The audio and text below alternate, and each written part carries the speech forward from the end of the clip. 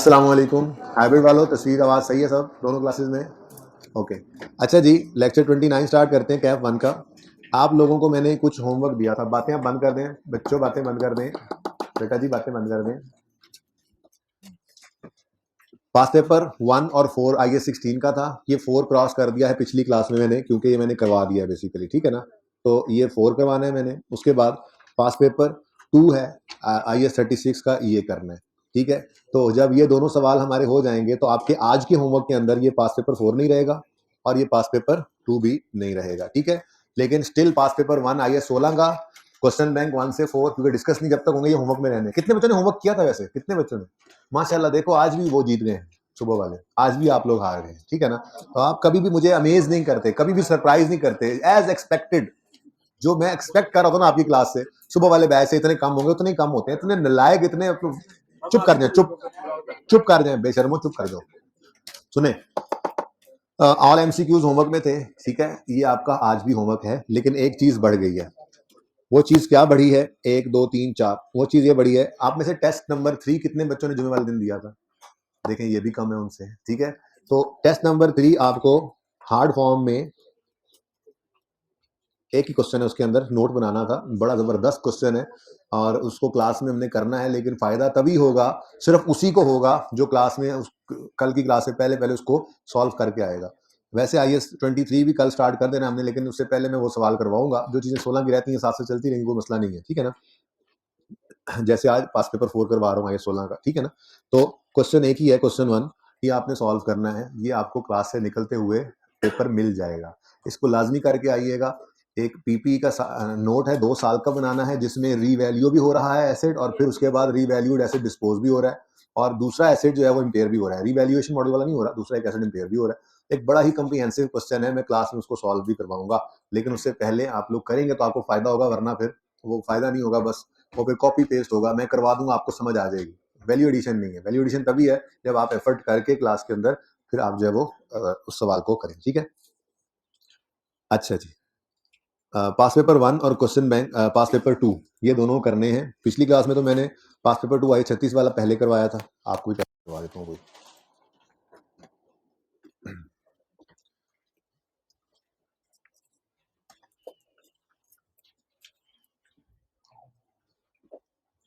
बल्कि मैं तो कहता हूँ यही पहले कर लेते हैं, जब सामने आ गया ना, इसे यू कर लेते हैं, ठीक है।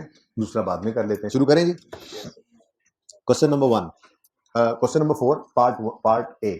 पेज नंबर है 75। मैंने पता सी पेज पूछना है तुझसे जी। Page number 75, IS 16 past paper 4, सब मौजूद है इस पे जी। सबसे पहले व्हाट कंडीशंस मस्ट, सब कुछ पढ़ा हुआ है हमने। देखो IS 16 भी साथ साथ चलता रहेगा, भूलने नहीं दूंगा आपको।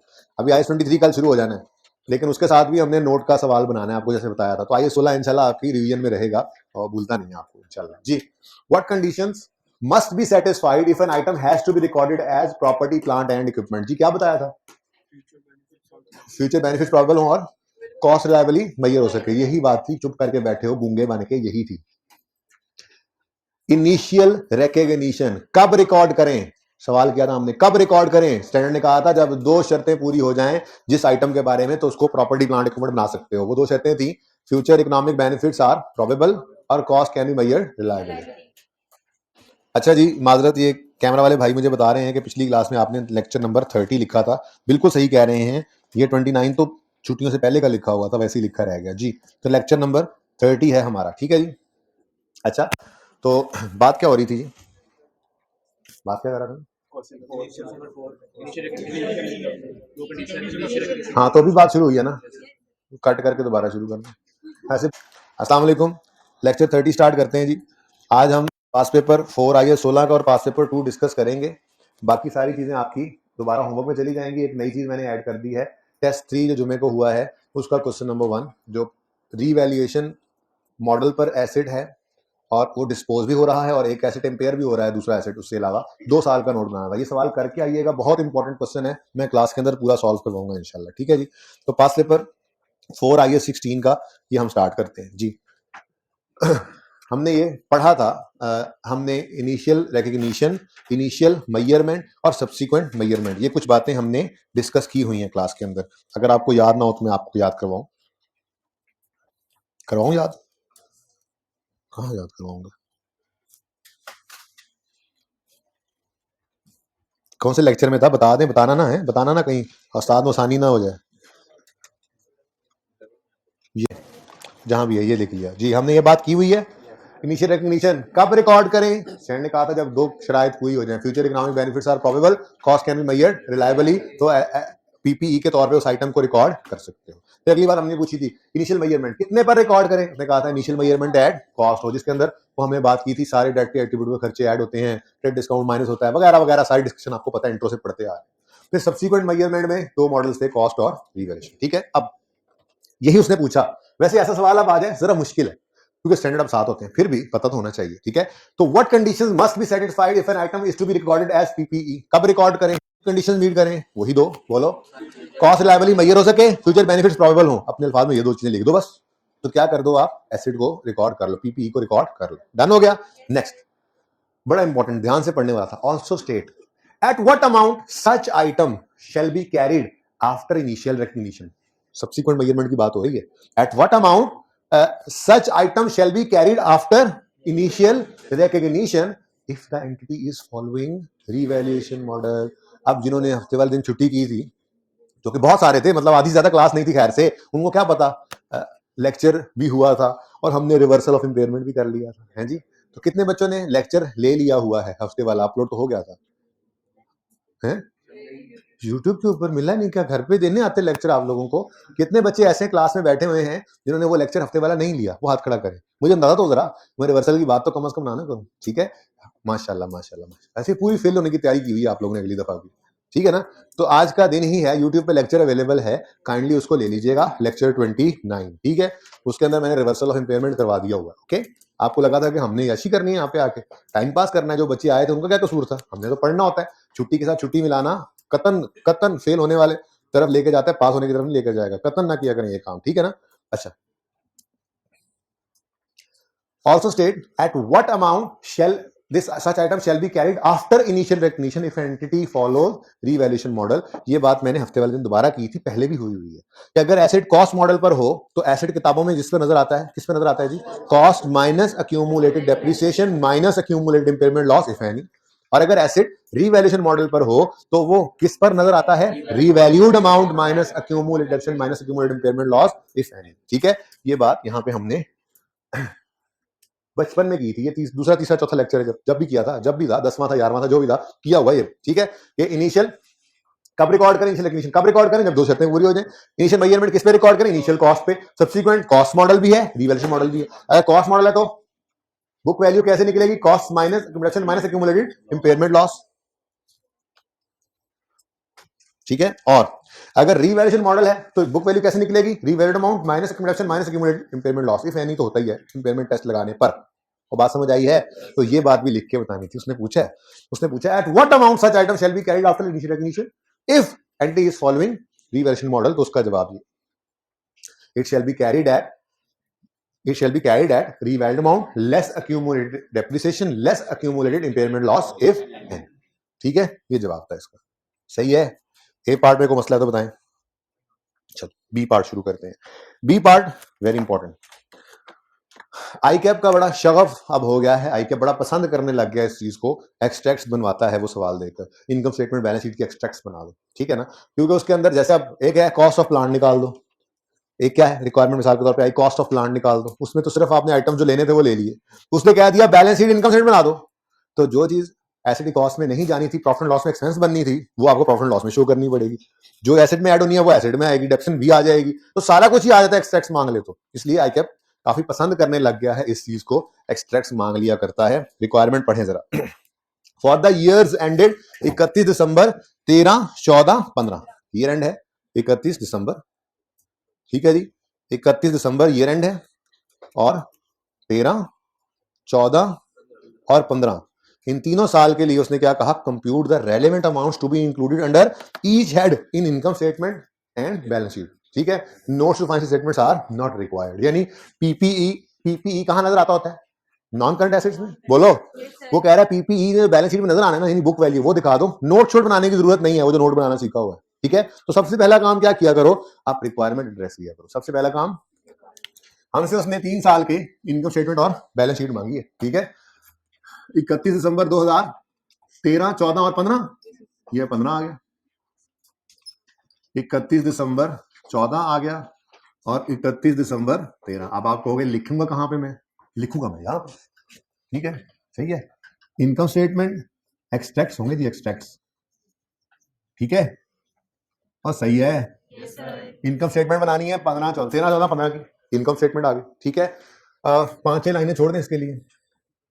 उसके बाद बैलेंस शीट के भी एक्सट्रैक्ट्स हैं, ठीक है। बैलेंस शीट के एक्सट्रैक्ट्स में आपको पता है, और ये non current asset, non current liabilities, current assets, current liabilities तरह से डिफरेंट होती हैं बैलेंस शीट के अंदर आइटम, वो जैसे जैसे आएंगे वैसे वैसे लिखते रहेंगे, ठीक है, सही है।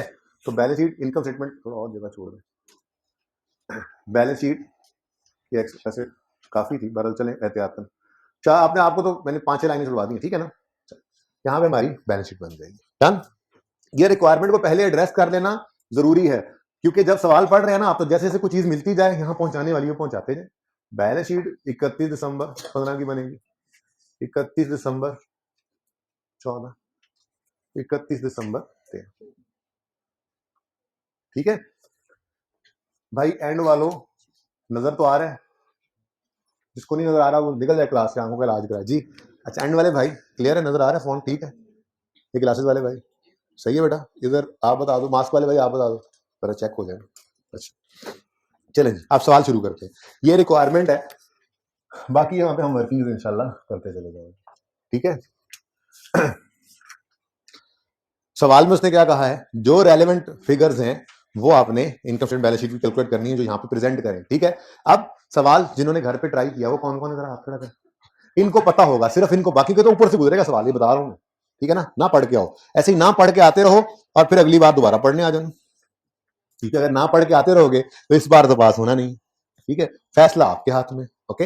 अच्छा, यकम जनवरी 13 पे डेल्टा ने एक मशीन खरीदी है स्पेशलाइज्ड, उसकी कोई कॉस्ट है, फिर उसकी लाइफ वगैरह गिवन है, तो मुझे बताओ एक एसेट है, अगर बैलेंस शीट और इनकम स्टेटमेंट बनानी है तो क्या रेलेवेंट चीजें होंगी जो कैलकुलेट करनी पड़ेंगी।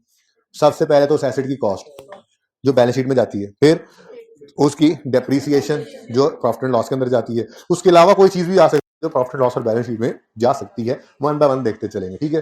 तो सवाल शुरू करते हैं। जहन में हमारे क्या है, इनकम स्टेटमेंट और बैलेंस शीट हमने बनानी है, पार्ट बी चल रहा है। ऑन यकम जनवरी 13 Delta acquired a specialized machine for its production department, the available information is as follows.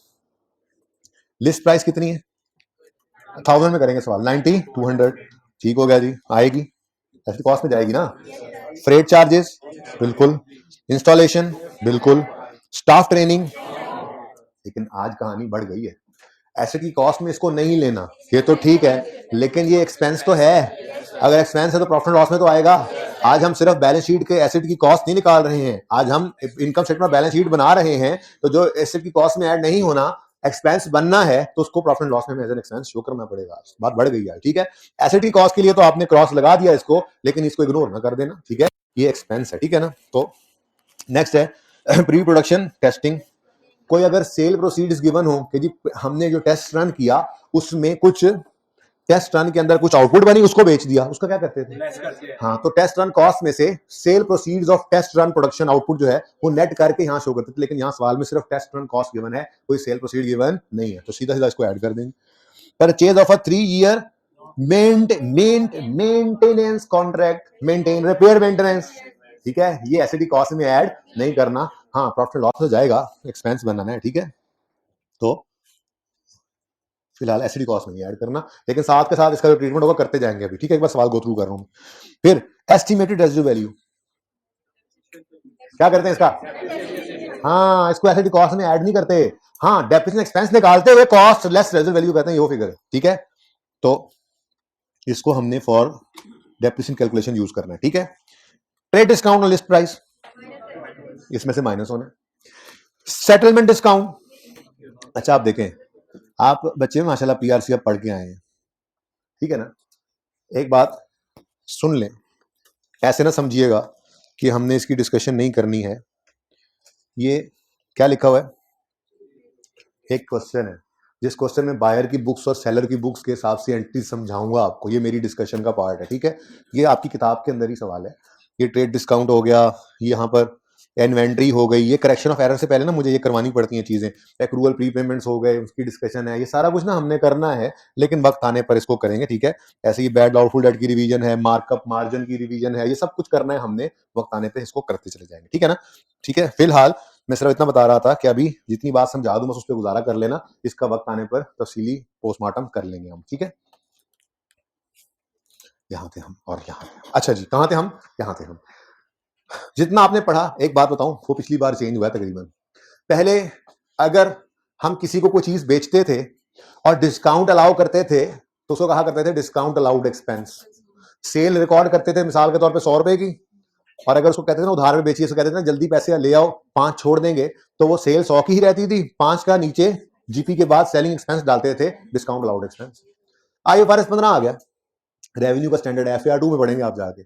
IFRS 15 ने आके कहा यार सेलर तुम करते तो फनकारी हो वैसे, ऊपर तुम यूजर देखो, देखो फाइनेंशियल स्टेटमेंट्स, किसी भी फाइनेंशियल स्टेटमेंट्स को ओपन करो ना, किसी भी ऑर्गेनाइजेशन के फाइनेंशियल स्टेटमेंट को ओपन करो, सबसे पहले प्रॉफिट एंड लॉस होता है, उसमें सबसे पहले रेवेन्यू होता है, तो सबसे पहली चीज इस पे नजर पड़ती है किसी भी यूजर की, वो क्या है, रेवेन्यू। अब आईएफआरएस 15 ने क्या कहा, यार ये सही है, तुम 100 की पहले पूरी सेल बुक करते हो, फिर बाद में 5 का डिस्काउंट नीचे एक्सपेंसेस में शो करते हो, ऊपर सेल ज्यादा शो कर नीचे एक्सपेंस डाल दिया। तो मुझे ना ये पसंद नहीं आ रही बात, तुम यूजर को ना मिसगाइड करते हो, तुम ऐसा करो, तुम सेल में से ही इसको नेट करो। तो ये एंट्री फिर आईगैप ने पिछली बार किताबों में पीआरसी के अंदर जो आपने पढ़ी है वो बदल दी। यानी पहले एंट्री होती थी discount allowed expense debit debtor credit, अब वही एंट्री हो गई सेल डेबिट डेटर, यानी सेल को ही क्या कर दो, कम कर दो। ये सिखाऊंगा एंट्री इंशाल्लाह, दिखा दिया सवाल, ठीक है ना। वैसे भी सिर्फ बात कर रहा हूं। आईएफआरएस 15 ने तो सिर्फ इतनी सी बात की कि सेल ऑफ गुड्स के यूपर जो डिस्काउंट अलाउ करते हो एक्सपेंस ना रिकॉर्ड करो, सेल में ही उसको नेट कर दो, ताकि सेल ही ऊपर 95 की नजर आए, सही है ना। आईकेप ने अपनी किताब में, या यूं कह लें हम लोगों ने मिलकर अपनी किताबों में ये कर दिया कि परचेज के बारे में भी यही रूल हमने बना दिया कि परचेज करते हुए डिस्काउंट रिसीव हुआ करता था, उसको डिस्काउंट रिसीव्ड इनकम कहा करते थे, लेकिन जब गुड्स खरीदें डिस्काउंट मिले तो जैसे अलाउड डिस्काउंट अलाउड एक्सपेंस को सेल में से डेबिट किया था, डिस्काउंट रिसीव्ड इनकम परचेज में से क्रेडिट करेंगे। ये सब कुछ सिखाऊंगा, उस सवाल जो दिखा के वहां पे तसल्ली से, फिलहाल सिर्फ रिलैक्स होकर ये सुन लें, ठीक है। लेकिन एसेट जो है ये गुड्स नहीं है, ये हमने खरीदा एसेट, ठीक है ना। अब ये जो एसेट खरीदा है, इस एसेट को खरीदने पर मिसाल के तौर पे हमने 100 रुपए का एक एसेट खरीदा, तो जिससे खरीदने गए ये मशीन, उसने कहा 10 रुपए तुम्हें छोड़े भाई, माफ किए, ये क्या है, ट्रेड डिस्काउंट, इसकी एंट्री ही नहीं होती है। ये 90 पर आके एसेट हमारी किताबों में यहां से कहानी चलेगी। अब वो 90 भी हम उस दिन देकर नहीं आए, ठीक है, वो 90 रुपए की एंट्री कर दी हमने, machine debit payable for machine credit. हमने से कहा 3 महीने बाद पैसे देंगे, उसने जाते हुए कहा अगर 1 महीने में दोगे ना तो 5 रुपए और छोड़ दूंगा। ये होता है सेटलमेंट डिस्काउंट। मैं बार बार कह रहा हूं ये एंट्रीज करवानी है मैंने सवाल के अंदर, ठीक है ना। अच्छा, अब जैसे परचेज के केस में परचेज को नेट कर देना है डिस्काउंट रिसीव इनकम से, तो उसूली तौर पर दिल ये करता है कि एसेट को भी नेट कर दें, ठीक है। लेकिन इसके ऊपर मेरी राय फिलहाल क्लियर नहीं है, मैं आपको ये बताऊं, आईके को मैं ईमेल ड्राफ्ट कर चुका हूं, ठीक है, उनके जवाब का इंतजार है। मेरे हिसाब से नॉन मॉनिटरी एसेट होने की वजह से शायद इसको हम सेटलमेंट डिस्काउंट से कम ना करें, सिर्फ सेल ऑफ गुड्स को करना चाहिए हमें। तो जब वो क्लैरिटी आ जाएगी तो फिर चेंज करना हुआ तो इसको कर लेंगे। फिलहाल की हद तक मैं आपको ये बता दूं, अगर सेल परचेज ऑफ गुड्स हो तो डिस्काउंट अलाउड एक्सपेंस को सेल में से माइनस या डिस्काउंट रिसीव्ड इनकम को परचेज में से माइनस कर देना। लेकिन अगर फिक्स एसेट परचेज किया है और उसमें कोई कैश सेटलमेंट डिस्काउंट है तो उसको एसिडी कॉस्ट में से फिलहाल तक नेट ना करो, तो क्या करना, इसको डिस्काउंट रिसीव्ड इनकम ही कहना, ठीक है। बाकी मैंने आईकैप को ईमेल कर दिया है क्योंकि किताब के अंदर उनकी इसके ऊपर क्लैरिफिकेशन नहीं है, और आईएफआरएस 15 तो वैसे सेल ऑफ गुड्स की बात कर रहा होता है, ठीक है, तो इसलिए ये बात वहां से क्लियर भी नहीं हो रही थी, तो आईकेप को ईमेल कर दी है। जब उनका जवाब आएगा तो अगर इसको चेंज करना पड़ा तो फिर मैं उस वक्त चेंज करवा दूंगा। ये सारी डिस्कशन का मकसद सिर्फ ये था, ठीक है, बात समझ आई। सेल ऑफ गुड्स के केस में सेलर जो है वो ट्रेड डिस्काउंट को तो कोई भी रिकॉर्ड नहीं करता, लेकिन जो सेटलमेंट डिस्काउंट है, कैश डिस्काउंट, सेलर उसको एक्सपेंस रिकॉर्ड करने की बजाय सेल में से डेबिट करता है। ये ट्रीटमेंट क्लियर है। जो बायर है, परचेजर ऑफ गुड्स है, वो भी परचेज के ऊपर अगर सेटलमेंट डिस्काउंट मिले तो उसको इनकम रिकॉर्ड नहीं करता, बल्कि परचेज में से अब नेट करता है, डिसाइडेड है, ठीक है। फिक्स एसेट के बारे में अभी क्लियर नहीं है, मैं आपको अर्ज किया, मैं ड्राफ्ट कर चुका हूं, मेल डाल चुका हूं उनको, जब जवाब आएगा तो अगर उन्होंने इसको चेंज कराया तो फिर मैं यहाँ पे चेंज कर दूंगा, ठीक है, और अगर नहीं कराया तो फिर जो हो गई है बात फिर यही है, डिस्काउंट रिसीव्ड इनकम जो है यानी सेटलमेंट डिस्काउंट जो है उसको आप एसेट की कॉस्ट में से माइनस ना किया करो, फिक्स एसेट अगर खरीद रहे हो तो, ठीक है ना, उसको आप क्या करो, अदर इनकम के अंदर ही रिकॉर्ड करो, अलग से एसेट की कॉस्ट को इससे कम मत करना। यानी ये भी आपने एसिड कॉस्ट निकालते हो, एसिड कॉस्ट निकालते हो, इसको कंसीडर नहीं करना। हाँ, डिस्काउंट रिसीव्ड इनकम तो है, तो प्रॉफिट एंड लॉस चूंकि बना रहे हैं इसलिए इसको हमें लेना पड़ेगा। ये बात समझ आ गई है? तो सही है, हवाई बातें लग रही हैं सारी, क्योंकि अभी तक ज्यादा प्रैक्टिस नहीं है। खैर, एस्टिमेटेड लाइफ इन मशीन और इसका क्या करेंगे? हाँ, ये भी डेफिनेटली, यानी ये दो चीजें किस लिए यूज होनी है जी? डेप्रिसिएशन। तो डेप्रिसिएशन कैलकुलेशन जब करेंगे उस वक्त ये दो चीजें यूज कर लेंगे। अभी तक देखो 1 2 3 4 एसिड कॉस्ट में ऐड करने हैं, वो बोलो जो इग्नोर करने हैं आज उनको डैश लगा के लिखने की जरूरत नहीं है। क्यों? क्योंकि जब प्रॉफिट लॉस बना रहे हैं तो ये वहां पे नजर आ जाएंगे, इसलिए आज वो भी लिखने की जरूरत नहीं है कि हमने ये इग्नोर किया, ये कोई जरूरत नहीं, बस ठीक है, पर्चे में नजर आ जाएंगे। ठीक है, ये दो चीजें प्रॉफिट लॉस में जानी है, कैसे जानी है बता देता हूँ। ये दो चीजें जो है ये डेफिनेट कैलकुलेशन में यूज होनी है। 5% को नेट करना है और 3% को इनकम के तौर पे ले लेना है। फिलहाल इसको एसिड कॉस्ट में से माइनस नहीं करना। ठीक है, आगे के क्लैरिफिकेशन के बाद फिर देख लेंगे, वो अगर इसी के साथ ही रहे तो अच्छी बात है, वरना फिर हम एसिड कॉस्ट में से कम कर लेंगे। जो चीजें कम होनी है, जो चेंज होनी है, वो सोल्यूशन के अंदर चेंज कर लेंगे। ठीक है, क्लियर है और सही है? अच्छा, नेक्स्ट, मशीन और यूज ड्यूरिंग द ईयर 13 14 15 बार इतने इतने एंड इतने, इन 15 कुछ अपग्रेड हुआ और एस्टिमेट चेंज हुआ। लंबी कहानी, 15 के अंदर ही कोई गड़बड़ हुई है ना। पहले 13 में एसेट की कॉस्ट निकाल लें, फिर 13 के एंड पे उसकी डेप्शन निकाल लें, फिर 14 की डेप्शन निकाल लें, फिर 15 में चेंज के साथ डेप्रिसिएशन निकाल लेंगे। तो ठीक है, तो 1 बाय 1 सवाल को करना शुरू करते हैं। सबसे पहली चीज जो मुझे चाहिए वो है cost of asset. Working one, cost of machine, cost of machine, cost of machine लिखा है जी मैंने, एंड वालों सही नजर आ रहा है? कॉस्ट ऑफ मशीन, ये एम लिखने की कोशिश की थी, बस थोड़ा सा गड़बड़ होगी। कॉस्ट ऑफ मशीन जी, शुरू करें। अब लिस्ट प्राइस ऑफ मशीन कितनी है जी? 9200, और ट्रेड डिस्काउंट कितना है? तो ये ना इसको इसको ना इसी स्टेप के अंदर टाइम बचाओ, इसी के अंदर 95% कर लेते हैं। इजाजत है? तो हम यूं कर सकते हैं जी, लिस्ट प्राइस लिखना है, लिस्ट प्राइस लिख लो, कोई मसला नहीं है। परचेज प्राइस लिखना है, परचेज प्राइस लिख लो, दोनों ही ठीक है, काम चल जाता है। वैसे उसूली तौर पे तो परचेज प्राइस कहलाएगी। लिस्ट प्राइस थी मिसाल के तौर पे 100 रुपए, उसने कहा 5 छोड़े, तो परचेज प्राइस कितनी बनी फिर? 95। लेकिन कोई बात नहीं, किसी ने लिस्ट प्राइस भी लिख दिया तो कोई गलती नहीं करनी चाहिए उसको, ये भी ठीक है। ठीक है, बहरहाल ये जरूरी है। कितने जी लिस्ट प्राइस? 9200 है। इसको 5% कम कर लो, यानी 85। अच्छा सॉरी, 5% कम कर दो, 95% कर दो। ठीक है, तो 9200 में से 5% ऑफ 92 माइनस कर दो, या 9200 को 95% कर दो, कितना? 8740। डन जी, सही है। नेक्स्ट, फ्रेट चार्जेस ऐड होंगे, इलेक्ट्रिकल इंस्टॉलेशन ऐड होगी, दोनों ऐड होंगे। फ्रेट चार्जेस, वैसे तो इसकी जरूरत ऐसे नहीं, आपको समझाने के लिए कर रहा हूं। यहां भी जब वर्किंग बनाएंगे ना वो कॉस्ट निकालने की, तो ब्रैकेट में भी इनको ऐड कर सकते थे, कोई इतनी मुसीबत नहीं पड़ी होती। बहरहाल चले, फ्रेट चार्जेस कितने? 263। और अभी बता देता हूँ शॉर्टकट भी कैसे लगा सकते थे, इतनी अंग्रेजी ना लिखनी। Installation cost 245। ठीक है, next, staff training, staff training acid cost में ऐड करेंगे। अब एसिड कॉस्ट में तो ऐड नहीं करेंगे, लेकिन एक्सपेंस तो है ना, तो प्रॉफिट लॉस सामने ओपन नहीं हुआ पड़ा, देखो जाके एक्सपेंस। तो यहाँ पे इनकम स्टेटमेंट में अगर लिखा हमने staff training cost, staff training expense या कॉस्ट जो भी लिख लो, ये एक एक्सपेंस है। ठीक है ना जी, 351 होगी ये, बस ट्रेनिंग ले ली एसिड चलाने की उनको, बस ट्रेन हो गए। कोई लिखा हुआ है पर ईयर है? नहीं है, तो फिर बस उसी वक्त कर दी, दैट्स इट। ठीक है, next, pre production testing acid cost में ऐड बनेगी, कॉस्ट होगी add, testing cost acid cost में ऐड होती है ना। अच्छा, अगर इस टेस्ट रन से को आउटपुट निकल आती, बन जाती, और वो बेच देते, तो उसको बेचकर जो पैसे आते वो क्या करते? माइनस करते हैं ना भाई, पुरानी बातें पड़ी हुई हैं। ठीक है, तो ये याद रखने वाली बातें होती हैं। बहरहाल सवाल के अंदर कोई सेल प्रोसीड्स नहीं थी, प्रोडक्शन टेस्ट रन करते हैं ना, चीज मशीन चला के देखते हैं ना, चलाने से कुछ आउटपुट बन जाती है, उसको बेच दें अगर, तो वो कॉस्ट भी टेस्ट रन की कॉस्ट में से वो रेवेन्यू माइनस करके नेट कॉस्ट हमने ऐड करनी होती है एसेट में। ये बात हुई पड़ी है। ठीक है ना, बहरहाल अभी तो सिर्फ प्री प्रोडक्शन टेस्टिंग की कॉस्ट गिवन है 193, तो इसको एसिड कॉस्ट में क्या कर दें? ऐड। टेस्ट रन कॉस्ट, या जो इन्होंने लिखा हुआ है प्री प्रोडक्शन टेस्टिंग, जो लिखा हुआ लिख दो, pre production testing. Test run cost भी लिख सकते थे, टेस्टिंग जी कितनी? 193। ठीक है, नेक्स्ट, हाँ जी, purchase of a 3 year maintenance contract. अच्छा, ये है ना, अब बड़ी तफसीली बात इस पे होनी है, वो कर लेते हैं। एक बार ना जरा कॉस्ट तो पूरी निकल आई है ना, बस बोलो एसिड की कॉस्ट तो पूरी आ गई ना, ठीक है। इधर देखो एसिड की कॉस्ट कितनी है, 9441,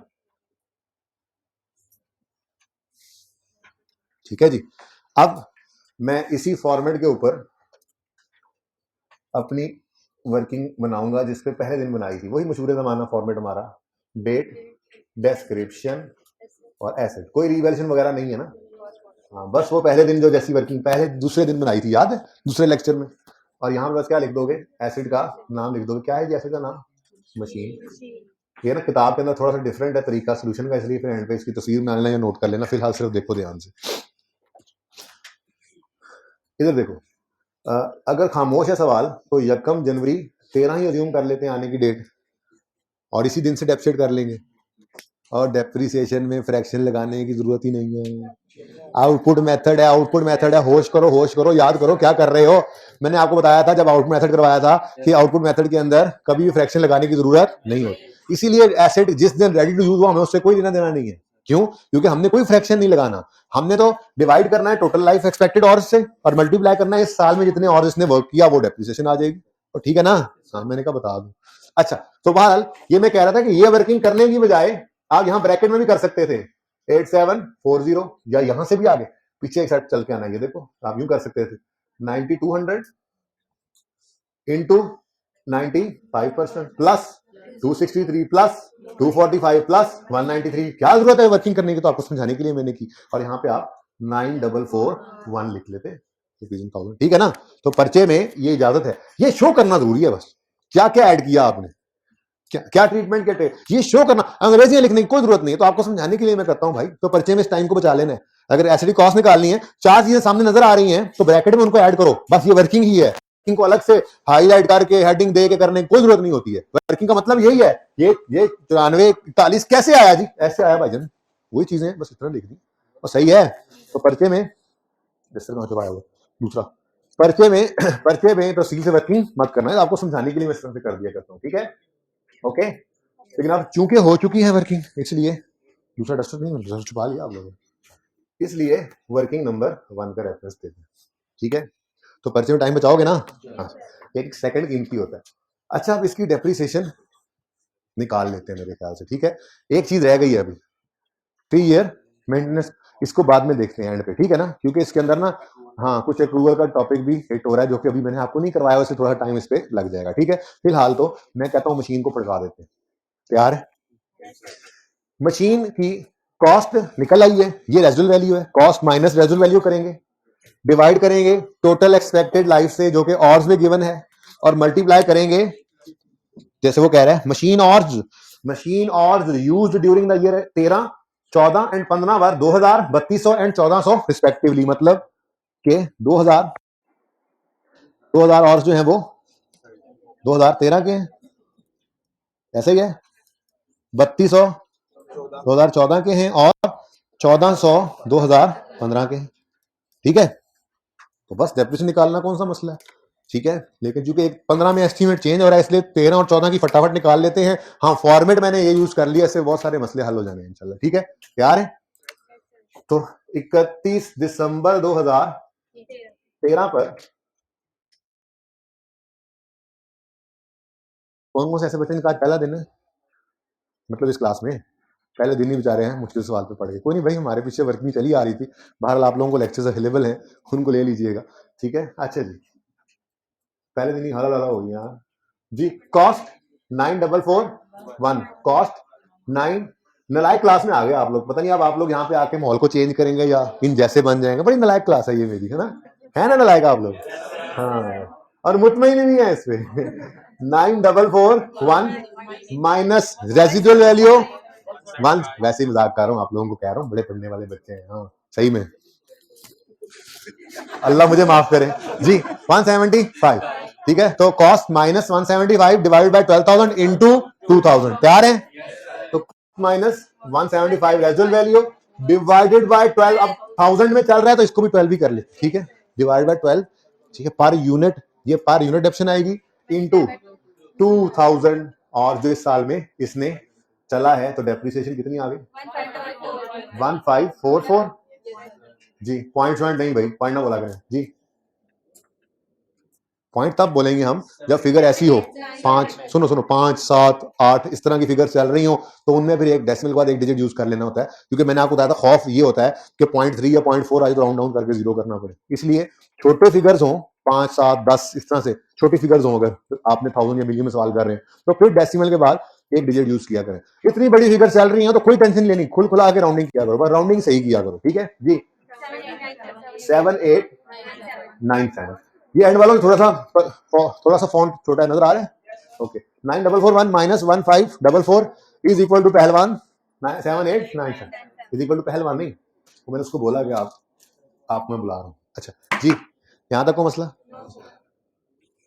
डेप्रिसिएशन एक्सपेंस निकल आया मिस्टर एग्जामिनर, हमने डेप्रिसिएशन एक्सपेंस निकाल लिया। अच्छा कहाँ? वर्किंग 2 में निकाला है। अच्छा 13 का, हाँ जी, कितना है वो जी 1544, ऐसे ऐसे बताना उसको। यहाँ पे आके 1544 लिख लिया, डेप्रिसिएशन एक्सपेंस आ गया। जिसको ये तकलीफ है ना, यहाँ पे माइनस क्यों लगा ले साइन, मैंने यहाँ लिखा तो है माइनस वो एक्सपेंस एक्सपेंस, तो लिखने के तो साइन लगाना कोई फर्ज नहीं है, फिर जिसको तकलीफ है लगा ले। अच्छा अब भाई मुझे ये बताओ कि 31 दिसंबर 13 पर हमारा ये एसेट, हमारी ये मशीन कहां नजर आएगी बैलेंस शीट में? कहां कहां कहां कहां नजर आएगी? नॉन करंट बैलेंस शीट में, नॉन करंट, ये बोलो ना नॉन करंट एसेट्स में। करंट एसेट में भी तो आ सकती थी, करंट लायबिलिटी में चीज आ सकती है, नॉन करंट लायबिलिटी में तो आती है, इक्विटी में तो आ सकती है, बैलेंस शीट तो सारी है। तो बताए ना मशीन ने कहा आना है? मशीन एक प्रॉपर्टी प्लांट इक्विपमेंट का आइटम है जो कि नॉन करंट एसेट में नजर आएगा। तो यहां पे हमने आकर लिखा नॉन करंट एसेट्स में मशीन। अब कॉस्ट पहले पकड़ेंगे, ठीक है, उसमें से लिक्विडेशन माइनस करेंगे, और लोग हमें कहेंगे बेवकूफ पागल। क्यों?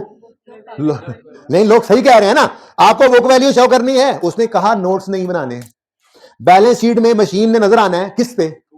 अब मैंने वो सवाल पूछा आप वाला जी, कहां पे नजर आना है? Non current. कहां पे नजर आना है? Non current. किस पे नजर आना है? बुक वैल्यू पे। बैलेंस शीट सब्सिक्वेंट मेजरमेंट का मतलब बैलेंस शीट डेट की मेजरमेंट है। अगर एसेट कॉस्ट मॉडल पे अभी अभी दिखाकर ला रहा हूं, ऐसे नजर आता है cost minus accumulated depreciation minus accumulated impairment loss एक पैनी। अब कोई इंपेयरमेंट लॉस तो जिक्र ही नहीं है, तो cost minus accumulation book value पे नजर आना है ना। अब वो बुक वैल्यू निकालने के लिए पहले मैं कॉस्ट लिखूं, नहीं आप पहले कॉस्ट लिखें, फिर आप लिखें अक्यूमुलेटेड डेप्रिसिएशन, तो लोग आपको पागल क्यों ना कहें। वर्किंग के अंदर आपको 31 दिसंबर 13 की बुक वैल्यू अवेलेबल तो है, तो उठाओ यहां से, चुप करके यहां पे लाकर लिख दो 7897 वर्किंग 2। अब आपस की बात एक और सुनो, बुक में कॉस्ट माइनस प्रोडक्शन किया हुआ है वो समझाने के लिए, ठीक है, लेकिन आपको मैंने एक शॉर्टकट बता दिया। अगर इस तरह की वर्किंग करेंगे ना, बैलेंस शीट गए ना, बैलेंस शीट बना दो, डेप्रिसिएशन इस वर्किंग से निकालो। 4 साल की, 5 साल की, 10 साल की बैलेंस शीट बनानी है, आप एक बार वर्किंग किए बैठे हो, बस क्लोजिंग उठाते जाओ, फेंकते जाओ, उठाते जाओ, फेंकते जाओ बैलेंस शीट के अंदर। सही है, आसान के मुश्किल। आगे बढ़े। 31 दिसंबर 2014 की डेप्रिसिएशन निकालनी है। स्ट्रेट लाइन मेथड है, रिड्यूसिंग बैलेंस? आउटपुट मेथड है, आउटपुट मेथड है, ठीक है ना, स्ट्रेट लाइन है, रिड्यूसिंग बैलेंस। और आउटपुट मेथड में आप लोगों को फॉर्मूला लिखवाया था, cost minus रेजुअल value divide by total expected output into relevant year output. मुझे क्यों लग रहा है कि यहां कहीं पर ही होना चाहिए था, पता नहीं वो, हाँ ओ हाँ ओ हाँ, यहां नहीं, यहां नहीं, इससे भी ऊपर, ओ ओ ओ ओ ओ ओ लब जा तेरी मेहरबानी, रिकॉर्डिंग में भी बेइज्जती हुई जो। ये नहीं है, ये है, ये मैंने कहा रिवाइज करा दूं, आउटपुट मेथड जो करवाया था आपको, याद आया? ये जब मैंने ये लिखा था, यकम यानी 20 की वजह यकम मार्च 20 भी हो तो फ्रैक्शन नहीं लगाना, याद? यही बात थोड़ी देर पहले मैंने जबानी बोली, यही तो थी। ये इसलिए लिखता हूं ताकि वक्त जरूरत सनद रहे और काम आप मुकर ना सके। आउटपुट मेथड का फॉर्मूला आपको लिखवाया था, cost minus result value over total expected output into relevant years output. जो बच्चे आप ज्वाइन कर रहे हैं, ये अवेलेबल है लेक्चर्स, काइंडली जल्दी जल्दी ले लीजिए, वरना तंग ही करते रहेंगे आप लोगों में। अच्छा, तो cost minus result value over expected total output into relevant years output.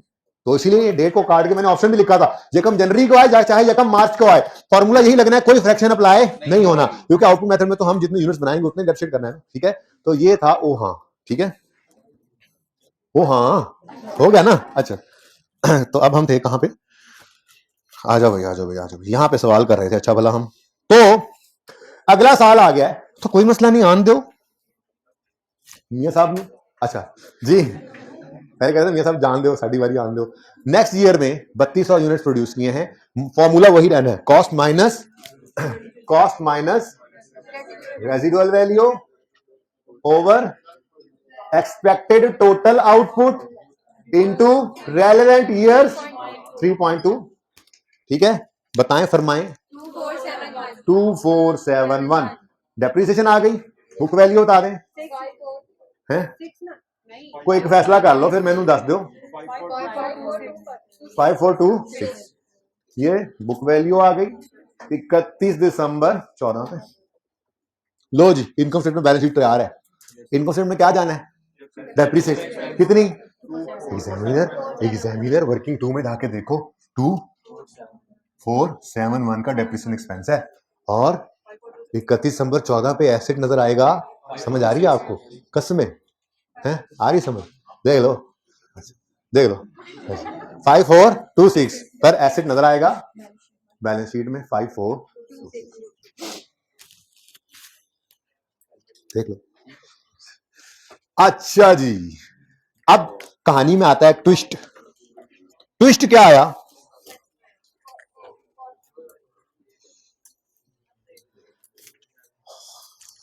On Yakam January 15, Delta decided to upgrade the machine by adding new components at a cost of। लो भाई, अगर अपग्रेड है, अगर ये एक अपग्रेड है तो इसे ACD cost में ऐड करना पड़ेगा। एडेड टू, बल्कि मैं एक बात लिखूं अगर आप मुझे कुछ ना कहें तो, book value of asset. Current asset के अंदर ही एक एडिशन आया ना, तो जो करंट एसेट की बुक वैल्यू हो उसमें इस कॉस्ट को ऐड कर दे तो सही है, क्योंकि जिस दिन ये चेंज आनी है उसके बाद तो वैसे ही रिमेनिंग लाइफ में एसेट कर रहे होते हैं ना, चेंज एस्टिमेट भी आ रहा है। बहरहाल बुक वैल्यू के अंदर इसको ऐड कर लो और ठीक है, सिंपल सी बात है। ये 1753 अब एसिड कॉस्ट का पार्ट बनना है तो फिर डेप्रिशिएट भी होगा कि नहीं होगा? तो सबसे पहले तो ये बुक वैल्यू थी यकम जनवरी 15 की, 31 दिसंबर 14 कह लें या यकम जनवरी 15 कह लें, ये बुक वैल्यू थी। इसी दिन हमने क्या किया, 1753 रुपए का अपग्रेड कर दिया। तो यकम जनवरी 15 अपग्रेड कॉस्ट लिख दो, जैसे वो कॉस्ट ही ऐसे अपग्रेड कॉस्ट है 1753। अच्छा, अब किताब के अंदर चूंकि कॉस्ट से और एक्यूमुलेशन से सवाल हुआ है ना, तो उन्होंने कॉस्ट में इसको ऐड किया, लेकिन फिर एक्यूमुलेशन जब माइनस किया तो अल्टीमेटली पहुंचेगा जवाब यहीं पे। लेकिन ये इंतहाई आसान, अगली बार मैं किताब में बदल दूंगा जी, ठीक है जी। तो इधर देखो, 1753। अच्छा, अब किताब के अंदर चूंकि कॉस्ट से और एक्यूमुलेशन से सवाल हुआ है ना, तो उन्होंने कॉस्ट में इसको ऐड किया, लेकिन फिर एक्यूमुलेशन जब माइनस किया तो अल्टीमेटली पहुंचेगा जवाब यहीं पे। लेकिन ये इंतहाई आसान, अगली बार मैं किताब में बदल दूंगा जी, ठीक है जी। तो इधर देखो, यकम जनवरी 15 पर मैं रिवाइज बुक वैल्यू कह दूं इसको, अगर आप लोगों की इजाजत हो तो। बुक वैल्यू बदल गई ना, बदल क्यों गई है? एक हमने एडिशन कर दिया, जैसे इंपेयरमेंट आने से इंपेयरमेंट आने से बुक वैल्यू कम होती तो हम कहते हैं रिवाइज्ड है, ऐसे ही अपग्रेड से बुक वैल्यू बढ़ गई है तब भी रिवाइज्ड ही है। इंपेयरमेंट गेन से तो वो चेंज आ गई ना बुक वैल्यू, इसलिए रिवाइज लिखा है। कोई मसला तो नहीं इससे? बताओ फिर कितनी? 7179। ये है अब वो अमाउंट जिसने डेप्ट होना है रिमेनिंग लाइफ में, ठीक है और सही है ना।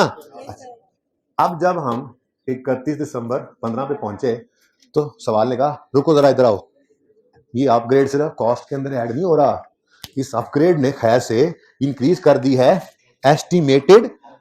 बाद में तो बाद में पढ़ते हैं, पहले मुझे ये बताओ, इधर देखो, अगर 12,000 लाइफ एक्सपेक्टेड थी जिसमें से 2,000 और 3200 चल चुका है एसिड, तो रिमेनिंग कितना है? यानी कि इस वक्त वैसे रिमेनिंग लाइफ कितनी थी? यकम जनवरी 15 पर रिमेनिंग लाइफ थी 6800, ठीक है। अब वो कहता है जी अपग्रेड हुआ और upgrade also increase the estimated remaining life of the machine eight यकम जनवरी 15 टू 8,000। यानी कि 1200 नहीं बढ़ गया, बस एस्टिमेट बदल गया, छोड़ो इस बात को, एस्टिमेट बदल गया। यकम जनवरी 15 पे वैसे रिमेनिंग लाइफ कितनी थी? 6800 आवर्स, ठीक है, जो आप कहते हैं 6800 आवर्स ये थे। यकम जनवरी 15 पे रिमेनिंग लाइफ ये थी, अपग्रेड की वजह से कितनी हो गई? 8,000। तो एस्टिमेट बदल गया, तैयारी पहले ही हुई पड़ी है। एस्टिमेट चेंज हो जाए तो हम क्या करते हैं? चेंज इन एस्टिमेट के दिन खड़े होकर रिमेनिंग लाइफ निकालते हैं। वो सवाल ने कहा 8,000 है, बता तो रहा हूँ 8,000 है। फिर हम इस दिन वाली बुक वैल्यू पकड़ते हैं। वो बुक वैल्यू वैसे तो ये थी, लेकिन अपग्रेड कॉस्ट भी तो इस दिन ऐड हो गई है ना। अब इस कॉस्ट ने भी और इस बुक वैल्यू ने भी, दोनों ने रिमेनिंग लाइफ 8,000 पे डेप्रिशिएट होना नहीं होना, ठीक है। तो फिर टोटल यही 7179 ही हो गया ना, जो हम डेप्रिशिएट करेंगे। बात समझे हो? समझ आइए बात? कहां से नहीं समझ आई? कहां से? यहां से समझ नहीं आई या यहां से? यहां से वो बताए ना बेटा कि कौन सा पॉइंट है यहाँ पे जो समझ नहीं आया। डेप्रिसिएशन निकालने लगे। अच्छा, ये अपग्रेड हुए आज जिस दिन हमने ये एसेट को अपग्रेड किया। अब वैसे में यकम जनवरी 13 को एक एसेट खरीदा था, 13 में ये 2,000 और चला था, 14 में ये 3200 और चला था, टोटल 12,000 और चलने की इसकी टोटल लाइफ थी, जिसमें से 5200 चल गया, तो रिमेनिंग कितना है? 6800। अब ये तो इसकी लाइफ थी जिस दिन अपग्रेड हो रहा है, पुराना एस्टीमेट जो शुरू में सोचा था। लेकिन सवाल कहता है इस अपग्रेड ने एसेट की लाइफ को बढ़ा के इस दिन ऑन यकम जनवरी 15 इसको 8,000 तक पहुंचा दिया है। अगर एस्टीमेट चेंज ना होता तो रिमेनिंग लाइफ इस दिन कितनी थी? 6800। लेकिन सवाल में क्या बताया गया कि इस दिन लाइफ क्या हो गई है? 8,000। तो एस्टीमेट में चेंज आ गया या नहीं आ गया? ठीक है। अब चेंज एस्टीमेट की अकाउंटिंग जो हमने सीखी हुई है, पहला दिन तो नहीं, अच्छा, चेन एस्टीमेट की अकाउंटिंग हमने क्या सीखी हुई है? चेन एस्टीमेट की अकाउंटिंग क्या सीखी हुई है कि जिस दिन एस्टीमेट चेंज आ जाए उस दिन खड़े होकर बुक वैल्यू निकालते हैं और उस दिन खड़े होकर रिमेनिंग लाइफ निकालते हैं और फिर डेप्थ निकाल लेते हैं। अब जिस दिन एस्टीमेट चेंज हुआ वो है यकम जनवरी 15। इस दिन की बुक वैल्यू कितनी थी? 5426। अगर ये अपग्रेड ना करते, सिर्फ ये लाइफ चेंज होती, तो ये 5426 को डिवाइड करते 8,000 से, रिमेनिंग लाइफ सवाल ने बताया, ठीक है। लेकिन कोई मसला नहीं है, एक अपग्रेड कॉस्ट आ गई, इसमें ऐड हो गई, अब ये टोटल 7179 हो गया। ये 7179 अब रिमेनिंग 8,000 और उसके ऊपर डेप्रिशिएट कर देंगे। कुछ समझ आया? थोड़ा सा लेट मी कैलकुलेट डिडक्शन, अगर फिर भी कसर रह जाए तो दोबारा समझा दूंगा। तो 31 दिसंबर 15 पर जब डेप्रिसिएशन निकालनी है तो book value at the date of change in estimate 5426 होती, लेकिन अब अपग्रेड कॉस्ट ऐड होने से कितनी हो गई? 7179 माइनस कोई अगर अगर अगर रेजल वैल्यू रिवीजन ना हुई हो तो वही, लेकिन रिवाइज हुई है। वो कह रहा है ना सिर्फ इस अपग्रेड ने यकम जनवरी 15 पे रिमेनिंग लाइफ को 8,000 पे पहुंचा दिया, बल्कि एस्टिमेटेड रेजल वैल्यू भी 350 पे पहुंच गई है। तो कॉस्ट की बजाय अब ये book value minus revised resale value divided by remaining life 8 hours into, ये तो पहले ही बता चुका है, वो 1400 आवर्स 15 में चल चुकी है ये मशीन, तो इनटू 1.5, अच्छा सॉरी 4, 1.4 1195 और बुक वैल्यू 598। अच्छा, बुक में जब आप सोल्यूशन देखेंगे ना तो बिल्कुल सेम होगा, लेकिन ये वर्किंग इस तरह से नहीं हुई हुई, तो थोड़ा कॉम्प्लेक्सिटी है। वो कॉस्ट के अंदर कॉस्ट एड डिडक्शन, तो आप इस तरह से कर लीजिएगा काइंडली, ठीक है। आप बस उससे एक बार तसल्ली के लिए फिगर्स देख लीजिएगा कि इनकम स्टेटमेंट और बैलेंस शीट में जो फिगर्स गई हैं क्या वो सेम है? अगर सेम है तो फिर ठीक है, सही है। अब बताएं जी डेप्रिसिएशन एक्सपेंस कितना आया? 1195 वर्किंग 2 में, ठीक है। उसके बाद 31 दिसंबर 15 पर एसिड कितने में नजर आ रहा है? 59। अब सिर्फ इसको एक बार जाकर तसल्ली से सिर्फ इन 4 फिगर्स को, 6 फिगर्स को देख लें, सिर्फ एसिड से रिलेटेड इन 6 फिगर्स को सोल्यूशन में देख लें, वो सही होंगी। वर्किंग को फिर छोड़ें, आसान तरीके से होगा, समझ भी आ रहा है, ठीक है। अब रह गई हैं सिर्फ 2 चीजें जो प्रॉफिट एंड लॉस में जानी है। एक डिस्काउंट रिसीव्ड इनकम, इसको एसिड से नेट नहीं ना किया हमने, कहा फिलहाल इनकम बना लेगा। आईकप ने कहा नहीं नेट करो, तो फिर सोल्यूशन को आगे बदल लेंगे यहाँ, ठीक है ना। ओहो, इसको यहाँ कर लेना था, चलो कोई बात नहीं, पिक्चर ले लेंगे, कोई एक बच्चा मुझे भेज देंगे, ठीक है ना। अच्छा, आमिर को बुला लें, वो पिक्चर ले लेंगे। अच्छा जी, अब पहले आसान वाला काम करते हैं, आसान नंबर लेते हैं। डिस्काउंट रिसीव्ड इनकम हमने 3% लेनी है, ठीक है, और सही है। अब ये 3% किसका होगा? 9200 का भाई, नहीं, जो फ्रेट चार्जेस दिए वो ट्रक वाले को दिए, ठीक है ना। नॉर्मली ये सेटलमेंट डिस्काउंट वो मशीन के पैसों का होता है, ठीक है ना। जो इलेक्ट्रिकल सर्जन थी वो और बंदे को दी, ट्रेनिंग किसी और से करवाई है, ठीक है ना। तो नॉर्मल अजम्पशन की तरफ जाएंगे, सवाल खामोश हो तो, ठीक है। हमने अर्ली सेटलमेंट डिस्काउंट को अप्लाई करना है मशीन की कॉस्ट पे। अगली बात, तो 9200 पे करेंगे या 9200 के 95% पे? क्योंकि सेटल तो हमने अमाउंट वही करनी है ना जो उससे तय हुई थी कि उसको हमने देनी है। 9200 उसको देने वाली बात ही नहीं हुई थी। बात ही क्या हुई थी कि हम आपको देंगे इस मशीन की माध्यम 8740, ठीक है। 8740 देंगे, वो फिर उधार पे कर आए होंगे, तो फिर जल्दी देने गए होंगे, तो उसने इसमें से भी कितना छोड़ दिया? 3%। तो भाई सेटलमेंट डिस्काउंट 9200 का नहीं लेना आपने, किसका लेना है? 8740, क्योंकि यही अमाउंट सेटल करने जाओगे ना आप, ठीक है। तो फिर अलग थलग लिख लेते हैं क्योंकि एक एक्सपेंस अभी आना है। तो डिस्काउंट रिसीव्ड इनकम, ये अदर इनकम में आ जाएगी, ये भी एक्सपेंस है, डिडक्शन एक्सपेंस एक्सपेंसेस में आ रहा है, ठीक है ना, अदर इनकम में। और ये कैसे आया 262.2, 8740 का 3% आ गया 262, ठीक है। आपको जो ऊपर भी पॉजिटिव इधर भी पॉजिटिव, भाई वहां पे लिखा हुआ इनकम, वहां पे एक्सपेंस, जिसको तकलीफ है वो लगा ले, माइनस का साइन एक्सपेंसेस का लगा ले, ठीक है जी। अब रह तो सिर्फ गया मेंटेनेंस, एक्रूअल। एक बात बता दूं वैसे ही आपको आपकी तसल्ली के लिए सिर्फ, ओहो ये कहां पहुंचे हुए हैं। आपको मैंने थोड़ी देर पहले कुछ चीजें दिखाई थी जो हमने रिवाइज करनी है।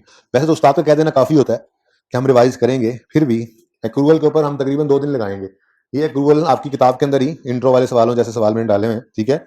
और ये काफी सारे सवाल हैं, ये सारा एक्रूअल का पोर्शन 5, 6, 7 सफों में चलते रहने, और फिर आ गया इस 23 आ रहा है। तो एक्रूअल की रिवीजन हमने करनी, हो सकता है इसी के बाद शुरू कर दें, हो सकता है करेक्शन ऑफ एरर से पहले शुरू करें, तो ये डिपेंड करता है। हो सकता है हम इसी के बाद शुरू कर दें क्योंकि IAS 23 के अंदर एक्रूअल ने यूज होना ही है और आगे फिर होते ही रहना है, ठीक है ना। तो एक्रूअल का टॉपिक हमने रिवाइज करना है। बता सिर्फ इसलिए रहा हूं कि अभी मैंने कहना ना बस ठीक है चलने दो, अब तो चलने देना जरा, ठीक है ना। लेकिन इंशाल्लाह समझ भी आ जाएगी, थोड़ा बहुत तो समझाऊंगा ही जाहिर है। अब purchase of a 3 year maintenance contract को जरा थोड़ी देर भूल जाए कि ऐसी लफ्ज लिखा, बल्कि यूं कर लेते हैं कि मिसाल के तौर, मेरी मिसाल 1 जनवरी, डेट सब वही ले लेता हूं, ठीक है ना। 1 जनवरी 2013 पर हमने एक बिल्डिंग किराए पर ली, ठीक है जी। और इसी दिन खड़े होकर 1 जनवरी 13 पर खड़े होकर, यार मार्कर चेंज हो गया, हाँ उधर से और निकाल दो ब्लैक।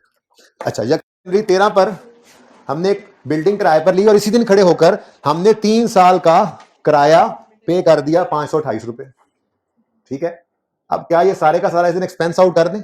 और इंटर तो पढ़ के आए हो ना, माना कि मैंने एक्रूअल प्रीपेमेंट कराना है, लेकिन कुछ पहले थोड़ा आपका टेस्ट भी हो जाए, हमने तो करना ही है, शायद 1.5 दिन 2 दिन लग जाए, क्योंकि उसका भी अगेन लाइक IAS 16 एक्रूअल भी हर टॉपिक में यूज होना है, हर टॉपिक में, इसलिए उसके ऊपर मैं 1-2 दिन लगाया करता हूँ यहाँ, ठीक है ना। 2 दिन लगते हैं, देख लेंगे किस वक्त लगाना है, हो सकता है कल एक्रूअल शुरू कर दें, IAS 23 उसके बाद कर लें। एनीवेज 528 रुपए आज हमने पे, नहीं है मेंटेनेंस नहीं है, ये क्या है, रेंट है। क्या है ये, रेंट। हमने एक बिल्डिंग किराए पे ली, 3 साल का किराया 1 जनवरी 13 को किराए पे ली, 3 साल का किराया इकट्ठा 1 जनवरी 13 को हमने पे कर दिया। एक्सपेंस है, एक्सपेंस है, बोलो नहीं। ये आज सारे का सारा एक्सपेंस नहीं है, बल्कि हमने खर्चा इकट्ठा पे कर दिया, तो इस दिन ये प्री पेमेंट है।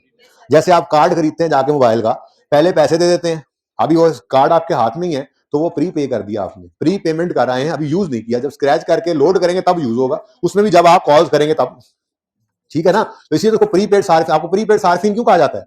अब प्री पे कर देते हैं अपना एक्सपेंस, प्री पे, ठीक है ना, और सही है। तो इस दिन ये सारे का सारा प्रीपेड है। अब ये किराया जो है ये अगले 3 साल का हमने आज ही पे कर दिया इकट्ठा, ठीक है। अब 528 अगर 3 साल का है किराया, तो 1 साल का कितना बनता है, 170। तो 13 के साल में किराया 176 एक्सपेंस बनेगा, 14 के साल में 176 और 15 के साल में भी 176। तो ये एक्सपेंस तब जब जब सर्विसेज हम यूज अप करते जाए। 1 साल बिल्डिंग इस्तेमाल कर ली, 176 रुपए एक्सपेंस में डाल देंगे, फिर अगला साल इस्तेमाल कर ली, फिर एक्सपेंस में डाल देंगे, फिर उससे अगला साल इस्तेमाल कर ली, एक्सपेंस में डाल देंगे। बात समझ आ रही है?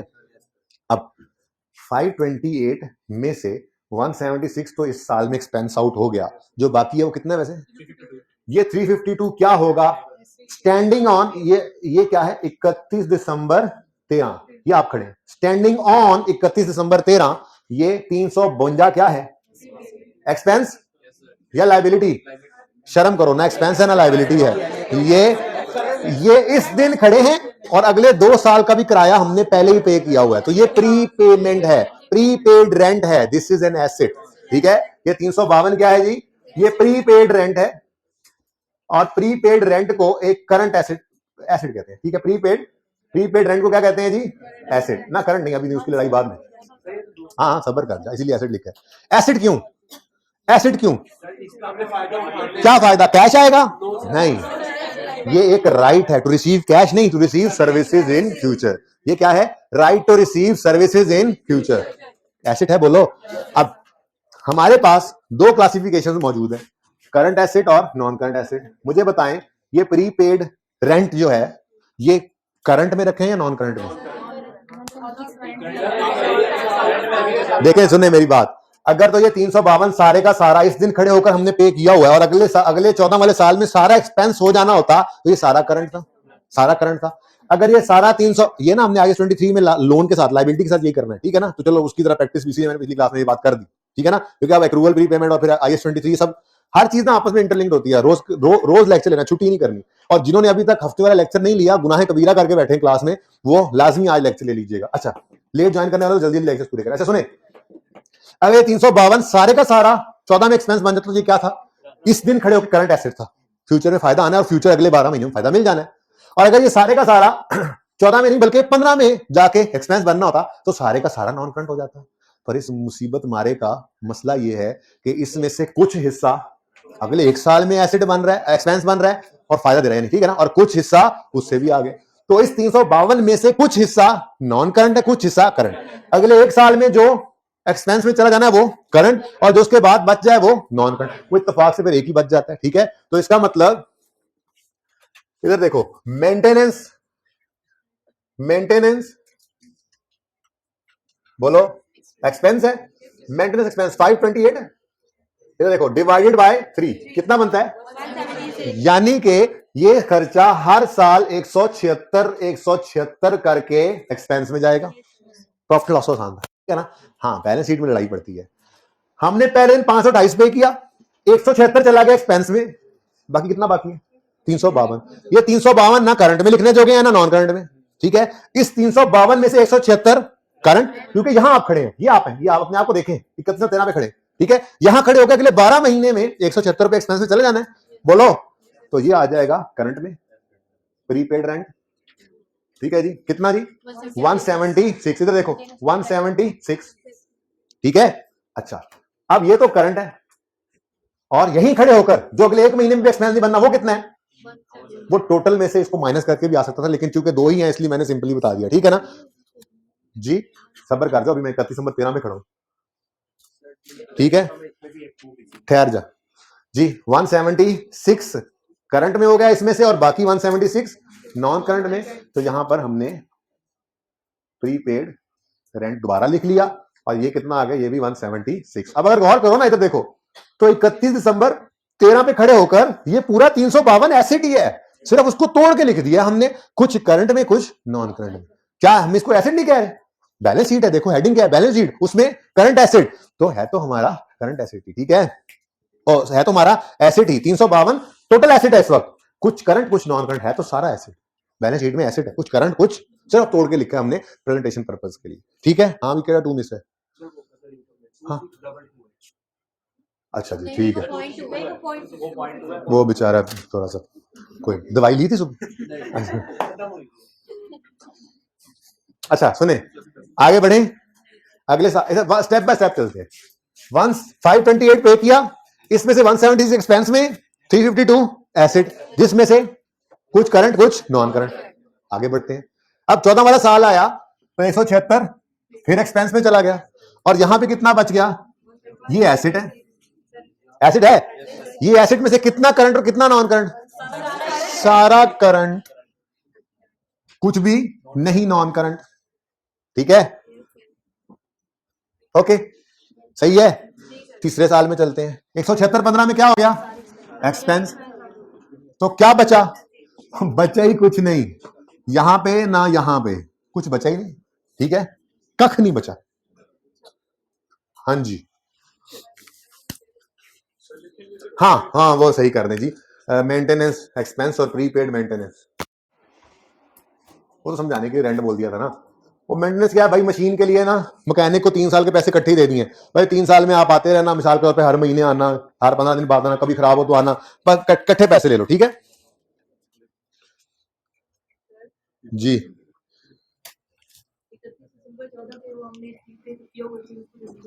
हैं प्री पे किया, ये इसकी बात, इसकी बात, और बेटा ये प्री पेमेंट रह गई है ना, ये सारी की सारी अगले 12 महीने में एक्सपेंस हो जानी है नहीं? तो प्री पेमेंट है, तो यहां पे भी प्री पेमेंट ही है, लेकिन सारी करंट है, नॉन करंट कुछ नहीं है, नहीं समझे? 176 प्री पेमेंट है, तो यहां क्या लिखा हुआ है? Pre payment. सिर्फ मसला क्या है, कुछ भी नॉन करंट नहीं है, सारा का सारा करंट है। ये टोटल 176 बनना है ना, 176 बन गया ना टोटल, 0 + 170, ठीक है। कुछ रहा तो नहीं है? कैसा सवाल था वैसे? है? बस आप होमवर्क ना किए जाओ, अगली बार कर लेना, फिर होमवर्क करने वाले कोई फायदा होने। अभी उधर ही रखे, अभी हाइब्रिड वाले बच्चे कोई देख रहे, पिक्चर ले लिया ले ले भाई।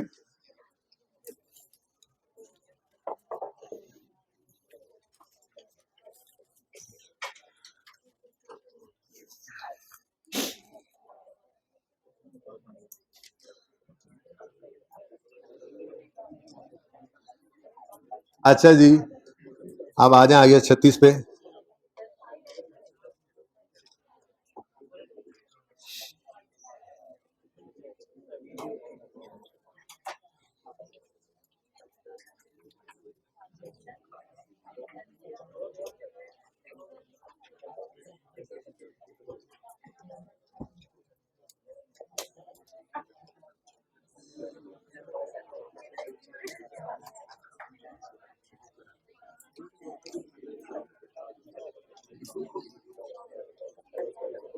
जी बच्चों, पेज 341 पे आ जाए। ये क्वेश्चन भी होमवर्क में था, कितने बच्चों ने अटेम्प्ट किया है? बड़ी मेहरबानी जो 5-10 बच्चे कर रहे हैं। पता है आगे पर रिजल्ट FAR 1 में कितना है? 24 कह रहे हैं, कुछ 25 कह रहे हैं, 26 भी तसल्ली देने के लिए खुद को कह रहे हैं, 25 ही कर लेते हैं, बहुत कम है ये। सबसे बुरा रिजल्ट FAR 1 का है इस दफा आई कैप का, तो तवज्जो दे लें, ध्यान कर लें।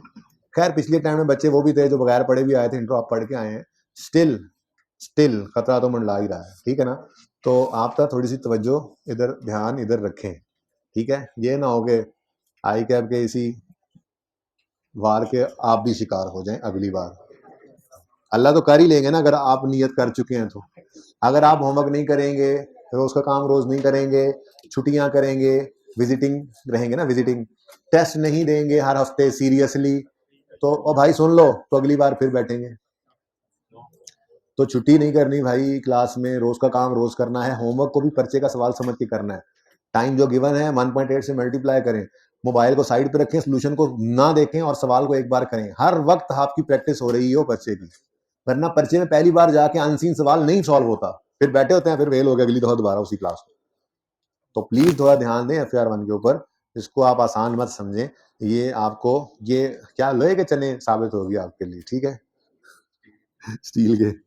मतलब बेटा आप लोग ना पूरी सीरियस अपना एटीट्यूड सीरियस कर लें। सिर्फ 1 से 1.5 घंटा जितने पर्चे रखे हुए हैं रोजाना घर पे देना है। मैंने पहले दिन कहा था आपको 1 से 1.5 घंटा रोज FAR 1 को देते रहे, नॉट मोर देन दिस। रोजाना क्लास पढ़ते रहे और हफ्ते के हफ्ते टेस्ट सीरियसली दें, जैसे आईकेप का पर्चा देने जा, पास हो जाएंगे इंशाल्लाह। लेकिन अगर इस तरतीब से चलेंगे जैसे अभी तक आप लोग चले हैं पिछले 1.25 महीने में, तो बेटा फिर अगली बार सही से चलेंगे, सीरियस पहले दिन से, क्योंकि एक बार चोट लग जाएगी तब तक, ठीक है ना। सही है भाई, जाग जाए आप, हमने कर ली बात नसीहत वाली। क्वेश्चन नंबर 2, पेज नंबर है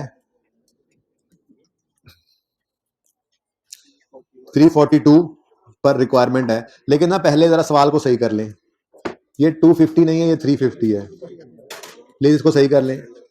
असल में मुझे नहीं पता अब कौन सी चीज गलत हुई है, एक चीज गलत हुई है, या सोल्यूशन या क्वेश्चन, ये दोनों जगह सेम होना चाहिए था। अब मैंने क्वेश्चन को इसलिए बदल दिया कि ये सिर्फ एक फिगर बदली है, सोल्यूशन सारा सेम रहेगा। अगर मैं खुदा ना खास्ता क्वेश्चन को यही रखता तो फिर सोल्यूशन में 10 जगह चीजें चेंज होंगी। कोई बात नहीं है, 50 से किया, 250 से किया तो प्लीज आपका मैच सोल्यूशन के मैच सोल्यूशन से मैच नहीं करेगा बस, ठीक है। वो जितना भी है डिफरेंस तो डिफरेंस है, 250 इज इनकरेक्ट, 350 इज करेक्ट, यानी एक चीज इनमें से होनी चाहिए थी ना। बेसिकली कॉन्सेप्ट ये वहीं पे जाकर बताता हूँ जो कॉन्सेप्ट है। फिलहाल आ जाओ रिक्वायरमेंट है initial calculate following, also submit your explanation if necessary. क्या क्या कैलकुलेट करें? Initial recognition of cost of plant. अब ये दूसरे स्टैंडर्ड पे आ गए ना, आगे 16 में 36 भी पता ही आपको, दोनों कर चुके हैं हम, ठीक है ना। जरा उसकी प्रैक्टिस, ठीक है।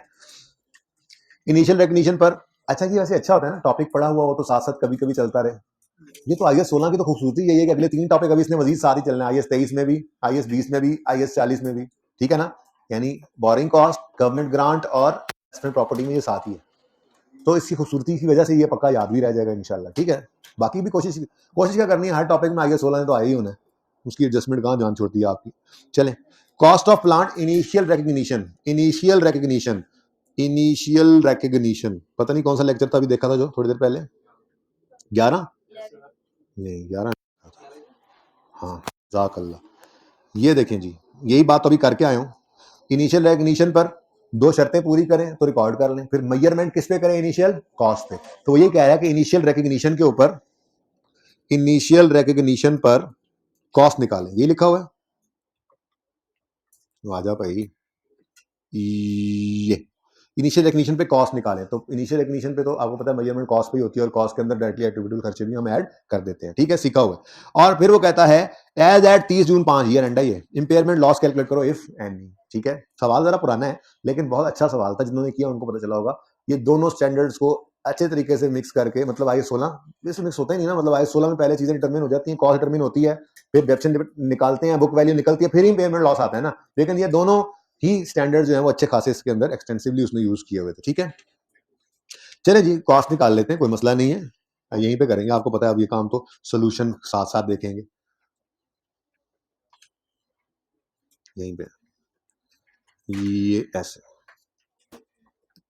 ये ना समझना, आपको पिछली क्लास में भी सोल्यूशन से ही देखा है, डिस्कस करते गए और सोल्यूशन में चीजें जो टिक करते गए समझने वाली, ठीक है।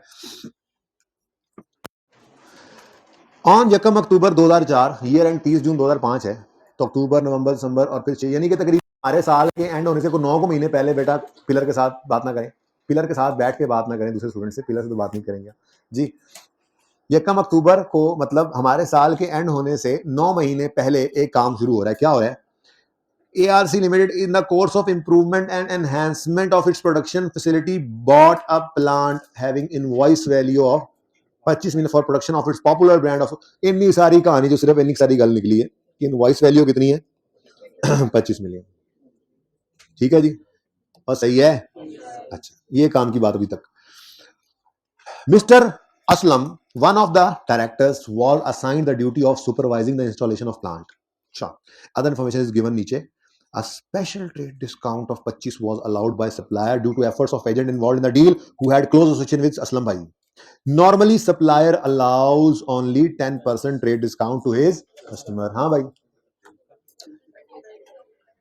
किसी बच्चे ने IFRS 15 नहीं पढ़ा एक्सीडेंटली, FAR 2 में पढ़ना है। एक पिछली क्लास में बच्चा को बैठा था, पता नहीं कहाँ पढ़ लिया था उसने, तो वो कहने लगा सर 10 को छोड़े, वो तो सबको दे रहे हैं, 15 की बात करें। मैं कहा तू पढ़िया गया, तू IFRS 15 पढ़िया।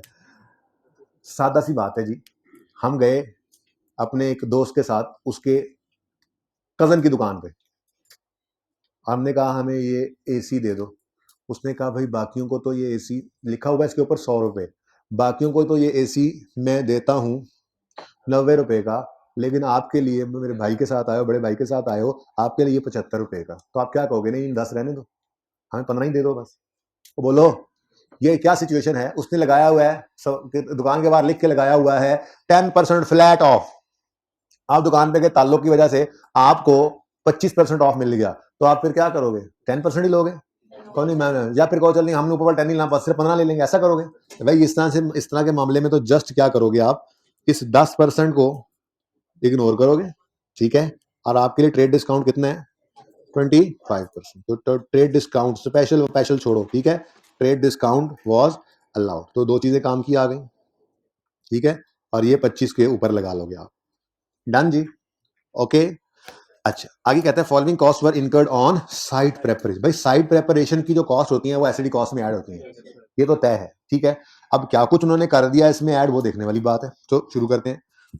अच्छा पहले यहां तक तो कर लें, 25 माइनस 25% ट्रेड डिस्काउंट, ये देखो 25 माइनस 25% ऑफ दिस, तो हम तो एक स्टेप नहीं कर लिया करते हैं ना, ठीक है। आप 25,000 का 75% ले लेंगे पर्चे में, ताकि आपके दो स्टेप्स अलग अलग बच जाए।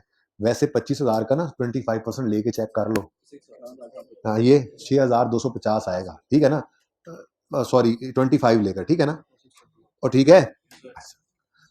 नेक्स्ट, साइट प्रेपरेशन में salary of civil engineer labour add होगी, civil and electrical work add तो होना है, लेकिन उसने कहा है जरा सी को चेक कर लो, तो हमने कहा अच्छा जी सी जरा चेक कराएं। कहता है जी civil and electrical work includes, इस 2800 में पड़ा है, cost of certain instruments to 1.5 lakh which were poorly handled by working and were totally damaged, now they carry no value. हाँ, हमारी नाअहली, हमारी नेग्लिजेंस की वजह से एसिड को कोई नुकसान हो जाए, किसी चीज को नुकसान हो जाए, एसिड कंस्ट्रक्ट हो रहा था या इंस्टॉल हो रहा था, during the course of construction और installation, during the course of construction और इंस्टॉलेशन हमसे पुअरली कुछ हैंडल हुआ इक्विपमेंट और वो टूट गया, एसिड की कॉस्ट में ऐड करना चाहिए? नहीं। ये तो वही बात हो गई, कराची से आपका प्लांट आ रहा था लाहौर और ट्रक वाले ने इशारा तोड़ दिया, टक्कर मार के तोड़ा या वैसे तोड़ दिया, चलान हो गया, फाइन हो गया। अब क्या इस फाइन को आप प्लांट की कॉस्ट में ऐड करोगे? क्या आपका प्लांट ये कहेगा कि नहीं जी नहीं, जब तक कोई इशारा नहीं टूटेगा मैंने लाहौर में आके चलना ही नहीं है? क्या ये जरूरी खर्चा है? खर्चा तो है आपका, लेकिन एसिड की कॉस्ट के लिए एसिड की कॉस्ट में ऐड नहीं करना, ये एसिड को काबिल इस्तेमाल हालत में लाने के लिए जरूरी खर्चा नहीं करना। ऐसे ही अगर आपकी, ये बात पहले क्लास में हो चुकी है वैसे, आपकी नेग्लिजेंस की वजह से, मैंने शायद एग्जांपल दी थी एसी की, तो दो भाई एसी लेके आ रहे थे और गिर गया था शीशे, वो अम्मा की जूती और वो पता नहीं क्या कुछ, याद है ना? हमारी नेग्लिजेंस की वजह से अगर कोई नुकसान हुआ है किसी इक्विपमेंट के अंदर during course of its construction और इंस्टॉलेशन, तो एसिड कॉस्ट में ऐड नहीं करना। आपका नुकसान है, प्रॉफिट लॉस में एक्सपेंस आउट कर दो, एसिड कॉस्ट में आप उसको ऐड नहीं कर सकते। ओके, सही है। अब अगर तो सिर्फ इतना लिखा होता कि instrument amounting to 1.5 lakh were poorly handled and were totally damage, तो हम जस्ट क्या करते, इसको इग्नोर करते। पर मुसीबत क्या है? मुसीबत यह है कि civil and electrical work includes, हाँ जी, अब इस 2800 में ये शामिल पड़ा है, तो शामिल पड़े हुए को तो फिर माइनस करना पड़ेगा। 150 को माइनस किया, नेट में क्या आ गया? 2650। ठीक है जी, ये है सिविल एंड इलेक्ट्रिकल वर्क, इसको आप ऐड करोगे 2650। ठीक है जी, डन। ओहो, 1200 भी टिक कर आया था, इसको टिक कर दो यहां से भी। Civil salary of civil engineer क्या होती है? कॉस्ट में ऐड होती है। ठीक है, सही है। तो नहीं समझ आई? ओ भाई साहब स्वेट शर्ट वाले, नहीं समझ आई? हाथ क्यों खड़ा किया? वैसे ही ऐसे अंगड़ाई ले रहे थे। हाँ भी, हाइब्रिड वालों सही आ रहा है समझ, क्लास का एंड होने वाला है, मुझे लगता है थोड़ी सी बात रह जाएगी। अच्छा, सबसे इंपॉर्टेंट पॉइंट, क्योंकि बाकी सवाल में कुछ था नहीं, वो ये है, वो जो भी है पहले मेरी बात सुनो। क्या नाम है आपका? साद भाई ने एसी बेचने के लिए एक दुकान खोल ली, शोरूम है एसीओ का इनका। अब वहां पर इनके पास मिसाल के तौर पे 20 पड़े बिकने के लिए, वो 20 एसी इनके लिए क्या कहलाएंगे? प्रॉपर्टी प्लांट इक्विपमेंट ना? हाँ, और बी कॉन्फिडेंट हो, सुतियां रुआ और जाग जाओ, और बेचने के लिए कार डीलर, शोरूम, कार के शोरूम वाले के लिए कार प्रॉपर्टी प्लांट इक्विपमेंट नहीं है, इन्वेंट्री है। प्रॉपर्टी डीलर के लिए प्लॉट पीपीई नहीं है, इन्वेंट्री है। ऐसे ही साद भाई के लिए ये एसी प्रॉपर्टी प्लांट इक्विपमेंट नहीं है, इन्वेंट्री है। होश करो, जागो, क्या हो गया? रिजल्ट किसे आया, टेंशन किसे हुई है? ठीक है, आप में भी कुछ बैठे हुए हैं, लेकिन ऐसा जागते रहो ना। 4 छुट्टियां भी करके आ गए और फिर मुंह उठा के बैठे जी। 3 तो दी गई थी, चौथी आधी से ज्यादा बच्चों ने की थी, संडे भी छुट्टी थी। अच्छा सुने, साद भाई ने अपनी दुकान में एसी बेचने के लिए रखे हुए हैं 10 कितने थे, 20। साद भाई सर्दियों में दुकान खोली थी, एसी की जरूरत नहीं पड़ी थी, अपनी दुकान में चल रही थी दुकान। अभी आगे गर्मियां आ गई, अब इनको अपनी दुकान में एसी लगाने की जरूरत पड़े तो क्या साथ वाली से खरीदेंगे जाके? अपनी दुकान से निकाल के इन्वेंट्री से उसको यूज करना शुरू कर देंगे, इसकी इजाजत है? और बिल्कुल है, बिल्कुल है। ठीक है, आप मिसाल के तौर पे, क्या नाम है आपका? अहमद भाई बाहर के मुल्क से फोटोकॉपी मशीनें इंपोर्ट करते हैं और पूरे पाकिस्तान में सप्लाई करते हैं। अब इनके जाहिर है बड़े सप्लायर हैं, इनका अपना दफ्तर भी अच्छा खासा बड़ा सा दफ्तर है, यहाँ पे उनको फोटोकॉपी की जरूरत पड़ती रहती है। अब इनको फोटोकॉपी मशीन की जरूरत पड़े तो क्या ये बाहर से कहीं से खरीदेंगे? भाई इनके पास जो फोटोकॉपी मशीनें पड़ी हैं बेचने के लिए, वो इनकी इन्वेंट्री है, लेकिन उनमें से एक को निकाल के यूज करना शुरू कर देंगे। कोई एतराज? तो इस काम पे कोई एतराज नहीं हो सकता है, बस एक एडजस्टमेंट करनी पड़ती है, एक एंट्री पास करनी पड़ती है। जरा सोच के बताएं क्या? ड्राइंग्स नहीं बेटा, ड्राइंग्स नहीं, हम ओनर घर निकाल के नहीं ले गया ऐसे, ठीक है?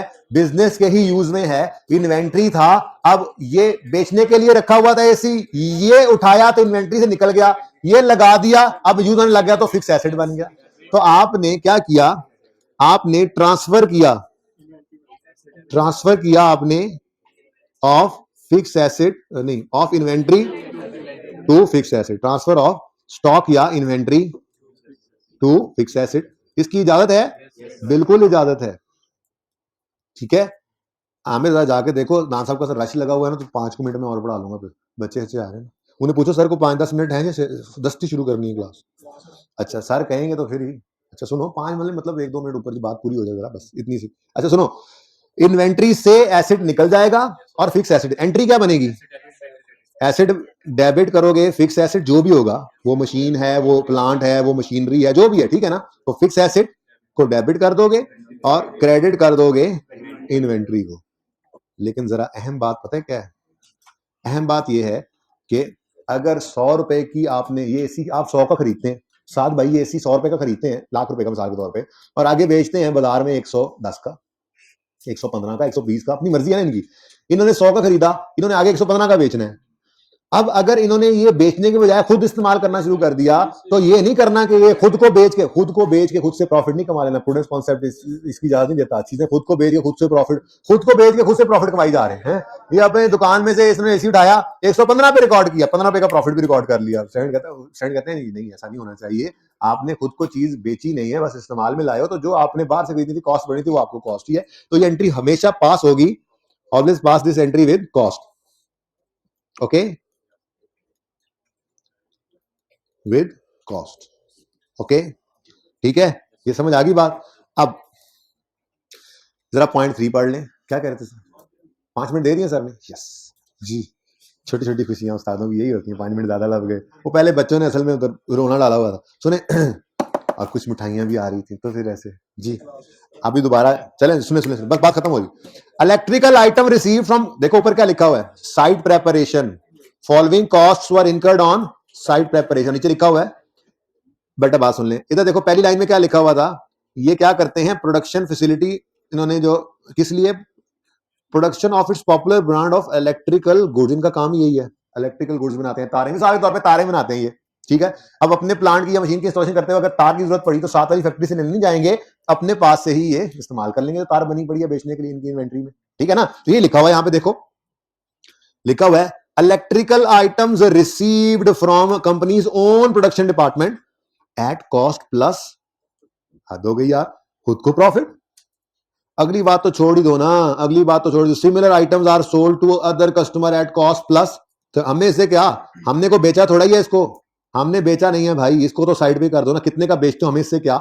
हमें मसला इससे है, वो अल्लाह के बंदे, खुद को ही बेच लिया तुमने 10% प्रॉफिट पे चीज को, कुछ शर्म करो। यानी ये 330 क्या है, ये 330 क्या है, ये 110 पे पड़ा है, ठीक है। इस पे ये 110% है, इसमें 10% प्रॉफिट भी लोडेड है। हम कह रहे हैं इसको 30 पे लाओ। ये कल सिखा दूंगा, ये मैंने लिख लिया था पिछली क्लास में, आपको नहीं लिख के दिखाया ना, कल आते ही इसकी बात कर लेंगे। वैसे ये मार्कअप मार्जिन है जिसकी प्रैक्टिस वहां पे मैंने बताया कि हमने करनी थी। किताब बंद करने का नहीं बोला किताब बंद करने का जी।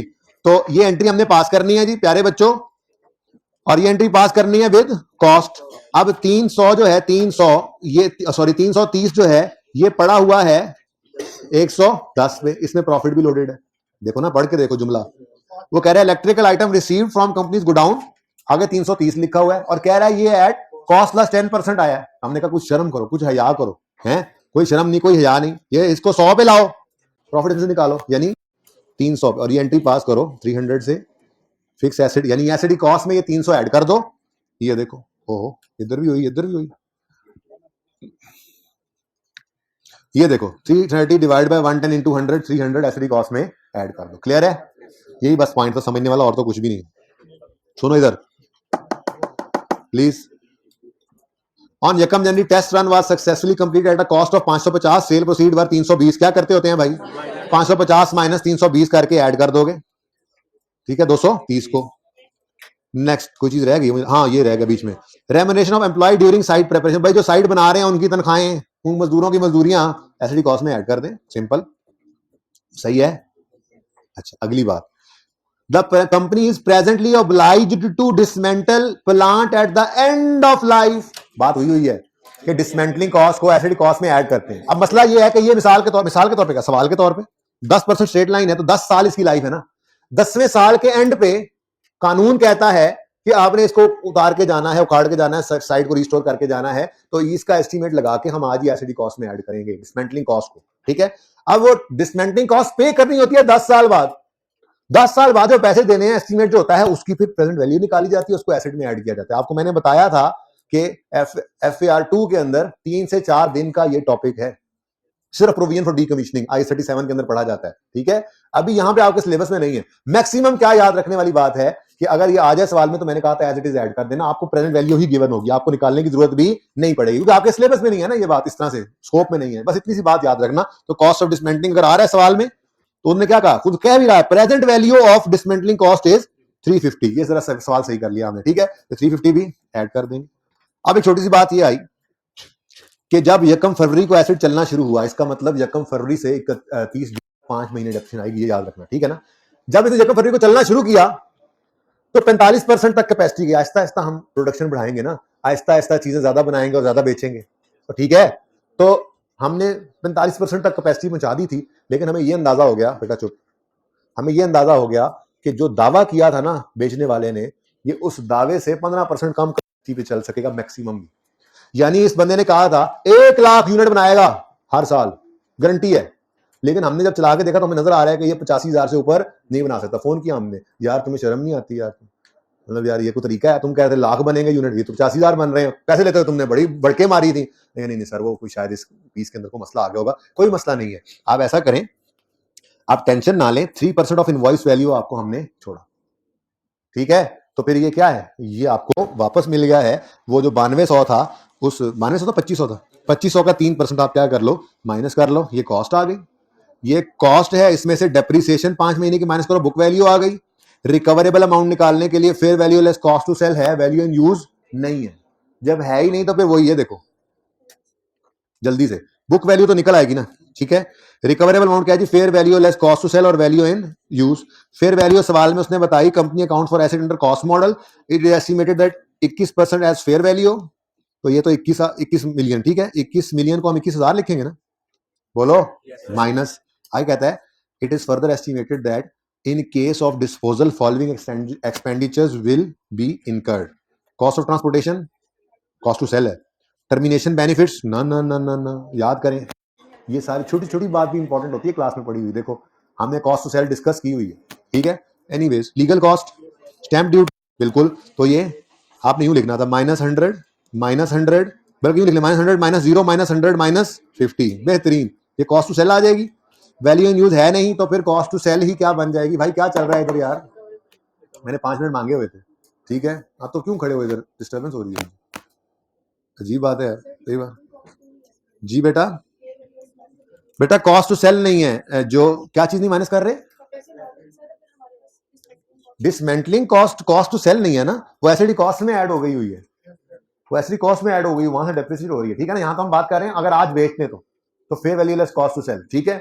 अच्छा, इस सवाल में वैल्यू इन यूज निकालने का डाटा अवेलेबल नहीं है, तो फिर जो fair value less cost to sell आई है बस वही आपकी रिकवरेबल अमाउंट बन जाएगी और इंपेयरमेंट लॉस आपने रिकॉर्ड कर लेना, ठीक है। इस क्वेश्चन को लाजमी कंप्लीट करिएगा, जो करने वाली बात थी मैंने इसमें कर दी है। भाई 1 मिनट बैठो, मैंने कहा उठ जाओ।